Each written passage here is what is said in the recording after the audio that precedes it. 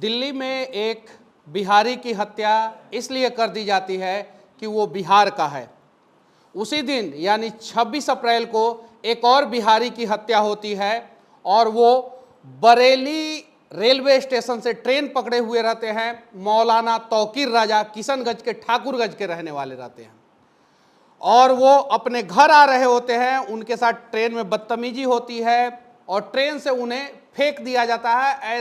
ऐसा बात मौलाना तौकीर राजा की पत्नी दावा कर रही है। और बाकी पांडव की हत्या क्यों हुई आप सभी को पता है।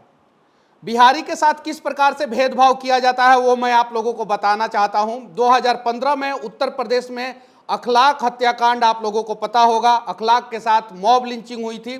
ऐसा नहीं होना चाहिए था।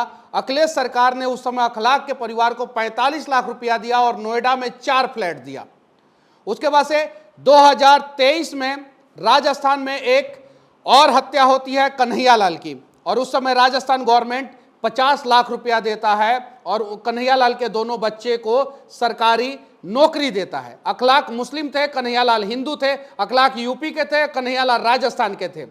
लेकिन पांडव जो है वो बिहार का है। मौलाना तौकीर राजा जो है वो बिहार के हैं। इनको सरकार के तरफ से 4 लाख रुपया आपदा फंड से दिया जाएगा और 4 लाख रुपया लेबर बोर्ड देगा। 8 लाख रुपया बिहारी के जान की कीमत बिहार सरकार लगाता है। हम लोग पहला मांग करते हैं कि अगर बिहार का कोई भी मजदूर देश के किसी भी कोने में अगर उसके साथ घटना दुर्घटना होता है तो बिहार सरकार 1 करोड़ रुपया बिहारी मजदूर को देगा। उसके साथ ही साथ उसके परिवार को एक सरकारी नौकरी देगा, क्योंकि बिहार सरकार की लापरवाही के कारण बिहारी मजबूरी में बिहार से बाहर पलायन करने को जाते हैं। दिल्ली में बिहारी की हत्या हुई है, आगे ये और विकराल रूप ले सकता है। बिहारियों से लोग वहां के स्थानीय लोग नफरत करना शुरू कर सकते हैं, ऐसा भी हो सकता है। और जो बरेली में घटना हुई उसकी जांच होनी चाहिए कि आखिर उसके पीछे का हाथ किसका है। लेकिन मैं सरकार से बस इतना ही विनती करना चाहता हूं कि आखिर बिहारी के साथ इस देश में इतना भेदभाव क्यों होता है। और बिहारी लोगों से भी मैं कहना चाहता हूं कि बिहार में आप पंडित जी बन जाते हैं तो कभी पठान जी बन जाते हैं, कभी सैयद बन जाते हैं तो कभी सिंह जी बन जाते हैं, कभी जोलहा बन जाते हैं तो कभी पासवान जी बन जाते हैं और अलग अलग जातियों में अलग अलग धर्म में बढ़ जाते हैं। और बिहार से बाहर आपकी पहचान सिर्फ और सिर्फ बिहारी होती है और बिहारी बोल के आप लोगों को जलील किया जाता है।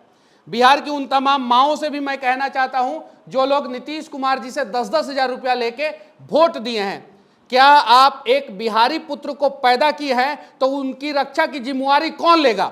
बिहार की सभी माएं ये प्रण ले कि बिहार के बच्चों की रक्षा की जिम्मेवारी आपको लेना पड़ेगा।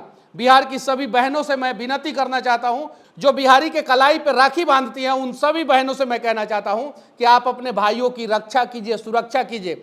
नॉर्थ ईस्ट का छोटा छोटा राज्य के अगर किसी भी व्यक्ति के साथ दिल्ली में किसी भी प्रकार का मिसबिहेव होता है तो वहां का सीएम एक्शन लेता है।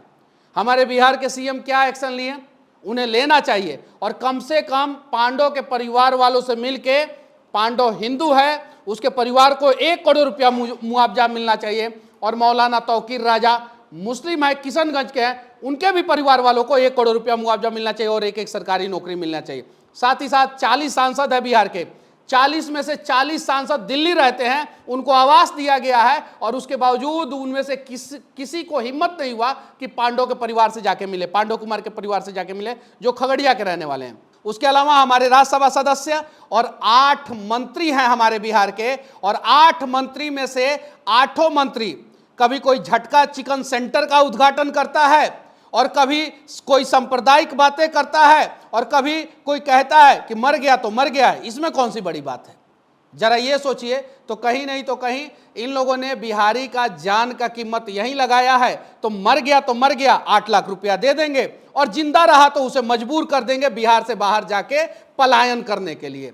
मैं आप लोगों से हाथ जोड़ के विनती करना चाहता हूं कि जनसुराज को कुछ सीट नहीं मिला।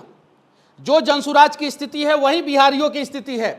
जनसुराज 0 पे है, बिहारी का भविष्य भी 0 पे है। दोनों का भविष्य एक जैसा है अभी वर्तमान समय में, दोनों का आप लोगों को दिखाई दे रहा होगा। जनसुराज का लोग मजाक उड़ाता है, कहता है कि जनसुराज ने क्या किया, कुछ नहीं मिला जनसुराज को। तो बिहार के लोगों को क्या मिला, और जो बिहार के लोग एनडीए की सरकार को वोट दिए हैं, वो बिहार के लोग अपने भविष्य के लिए एनडीए की सरकार से सवाल पूछे। और मैं हाथ जोड़ के विनती करना चाहता हूं सभी बिहारियों से कि जनसुराज का भविष्य चमकेगा तो बिहारियों का भविष्य चमकेगा, और जनसुराज का अगर भविष्य जीरो रहेगा तो बिहारियों का भी भविष्य जीरो रहेगा, यकीन मान लीजिएगा। क्योंकि तेजस्वी आप लोगों के लिए आवाज नहीं उठाएंगे, विपक्ष में जो हैं जीतन राम मांझी जैसे नेता कहेंगे मर गया तो मर गया, इसमें कौन सी बड़ी बात है, और वो अपने बेटा को जो है मंत्री बनाएंगे।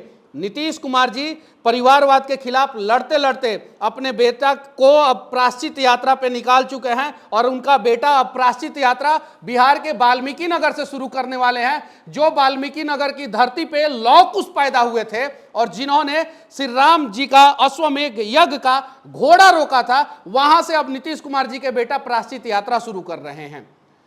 नीतीश कुमार जी का बेटा को प्रायश्चित यात्रा वाल्मीकि नगर से नहीं शुरू करके उन्हें पांडव के परिवार से मिलने जाना चाहिए था, और अगर वो पांडव के परिवार से मिलने जाते तो समझ में आता कि नीतीश कुमार जी का बेटा चलिए बिहार के बारे में सोचते हैं। तो मैं नीतीश कुमार जी के बेटा से भी, निशांत कुमार से भी मैं हाथ जोड़ के विनती करना चाहता हूं कि दो बिहारियों की हत्या हुई है, एक हिंदू और एक मुसलमान, आप दोनों बिहारी के परिवार से जाके पहले मिलिए, ना कि आप प्रायश्चित यात्रा वाल्मीकि नगर से शुरू कीजिए। और साथ ही साथ बिहार के सीएम साहब से मैं कहना चाहता हूं, खजाना तो खाली है, आपको तो कंगाल बिहार मिला है, उसके बावजूद आप 1 करोड़ रुपया हिंदू जो पांडव है उसके परिवार को, और किशनगंज का जो परिवार मुस्लिम है उसके परिवार को, दोनों परिवार को 1-1 करोड़ रुपया मुआवजा के तौर पर दीजिए।